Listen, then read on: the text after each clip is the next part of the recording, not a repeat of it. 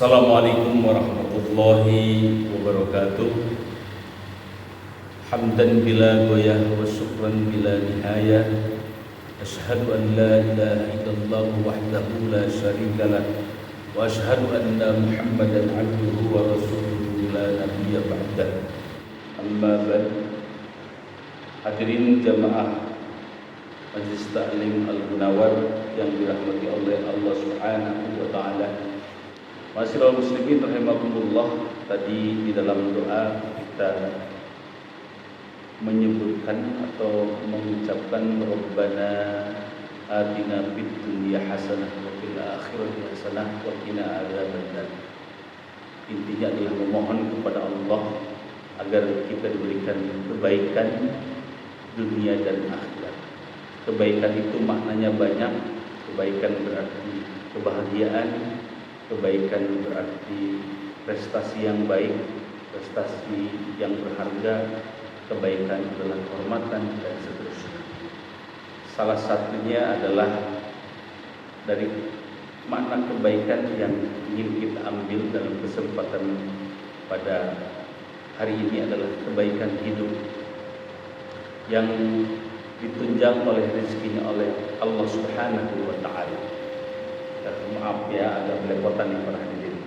Maklum lagi banyak makan nih habis Ramadan, jadi sawalan ada peningkatannya, itu peningkatan volume makanan.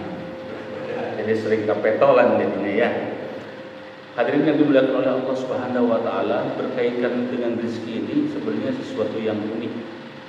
Ada orang yang mengatakan, ya Allah, Pak Kiai atau Pak Ustadz, kenapa orang-orang yang saya anggap jauh dari Allah, tidak pernah berdoa, ya tidak pernah berbuat kebaikan, tapi rezekinya mengalir begitu deras. Sementara saya nih yang sholatnya rajin, kemudian sedekah juga alhamdulillah banyak, tapi kok rezekinya nggak banyak-banyak. Nah, dari pertanyaan ini saya hanya ingin berkata bahwa syukuri apa yang sudah diberikan oleh Allah Subhanahu wa taala, banyak ataupun sedikit ya. Karena sesungguhnya banyaknya rezeki itu adalah bukan ukuran dari kekayaan kita sebagai manusia. Tapi kekayaan itu adalah ukurannya sejauh mana atau sedalam apa rasa syukur kita kepada Allah Subhanahu wa taala. Salah satu indikator rasa syukur adalah ketika kita mampu bersifat qanaah atau merasa cukup apa yang sudah diberikan Allah. Nah, cukup inilah kekayaan yang sesungguhnya. Karena kekayaan tidak diukur dari kualitas, tapi dari kualitas syukur kita. Ma'asyiral muslimin rahimakumullah, berkaitan rezeki yang diberikan oleh Allah Subhanahu wa taala kepada kita, itu sebenarnya paling tidak ada 4 jalan. Jadi rezeki yang datang kepada kita itu paling tidak ada 4 jalan. Yang pertama adalah bahwa rezeki yang kita terima sebagai manusia hakikatnya adalah jaminan yang diberikan oleh Allah Subhanahu wa taala. Artinya ada rezeki yang dijaminkan kepada seseorang. Wa ma min dabbatin fil ardi illa 'alallahi rizquha. Dan tidaklah setiap binatang melata yang Allah ciptakan itu ya, terlahir beserta rezekinya. Jadi artinya apa? Kalau Allah sudah menciptakan sesuatu, berarti Allah juga sudah menyediakan rezekinya darinya. Ketika seorang anak lahir, maka beserta dengan kelahirannya itu juga ada rezekinya nanti yang akan menopang kehidupannya. Berarti kategori yang pertama adalah rezeki yang dijaminkan oleh Allah Subhanahu wa taala. Karena apa? Bahkan kita contohkan saja, cicak itu yang ada di dinding itu ada rezekinya sendiri. Kadang-kadang kalau kita hanya melihat sepintas tidak rasional gitu ya, seekor cicak makannya nyamuk. Padahal cicak itu kan hidupnya di dinding ya, dia tidak bisa loncat apalagi terbang. Sementara makanannya adalah sesuatu yang bisa terbang, mana mungkin bisa dikejar. Tapi Allah ciptakan skenario sedemikian rupa, ternyata nyamuk itu punya kebiasaan kalau sudah lelah terbang, dia akan hinggap ya di tempat tertentu pada saat dia lelah. Nah, pada saat itulah cicak akan mengintai dan akan menyergap dengan segera ketika nyamuk hinggap pada sebuah tempat. Begitulah Allah memberikan rezeki kepada seekor cicak. Ada lagi kisah seorang seekor anak gagak, ya. Ketika dia lahir, dia itu begitu anyir, ya,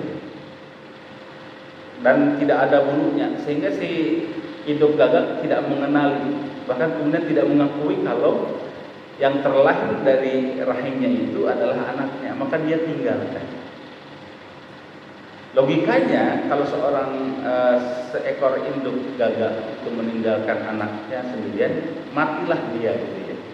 Anak gagak itu akan mati. Tapi Allah menciptakan skenario yang luar biasa istimewa lagi. Anyirnya gagak, anak gagak itu ternyata tercium oleh serangga-serangga di dekatnya, dan serangga itu akhirnya menggerututi ke dalam padat tubuh gagak. Sehingga pada saat itu gagak dengan serta-merta mematuk serangga-serangga yang menempel di tubuhnya. Begitulah Allah menciptakan skenario bagaimana seekor anak gagak itu mendapatkan rezeki yang didatangkan oleh Allah beserta dengan kelahiran. Kemudian kategori yang kedua adalah rezeki yang didatangkan karena hasil ikhtiar manusia. Wa alaisa lil insani illa ma syaa, dan tidaklah bagi seorang manusia mendapatkan sesuatu kecuali dari apa yang dia ikhtiarkan. Artinya seseorang tidak akan pernah mendapatkan apa-apa, tidak pernah akan mendapatkan anugerah dari Allah kalau dia tidak berusaha.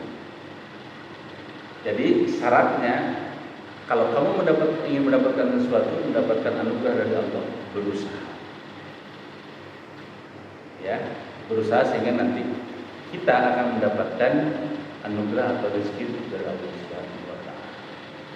Kemudian kategori rezeki yang ketiga adalah rezeki yang didatangkan kepada orang-orang yang bersyukur. La in syakartum la azidannakum wa la in kafartum inna adzabi lasyadid. Barang siapa bersyukur atas nikmat Allah, maka Allah akan menambahkan nikmat itu bahkan sampai tidak terhingga. Tapi barang siapa yang kufur terhadap nikmat Allah, maka tunggulah azab Allah sangat pedih. Artinya ketika kita bersyukur terhadap nikmat Allah, maka dari hasil rasa syukur itu Allah akan tambahkan nikmatnya tanpa mungkin kita tidak bisa menghitungnya. Wa in ta'uddu ni'matallahi la tuhsuha. Dosen saya, Profesor Dr.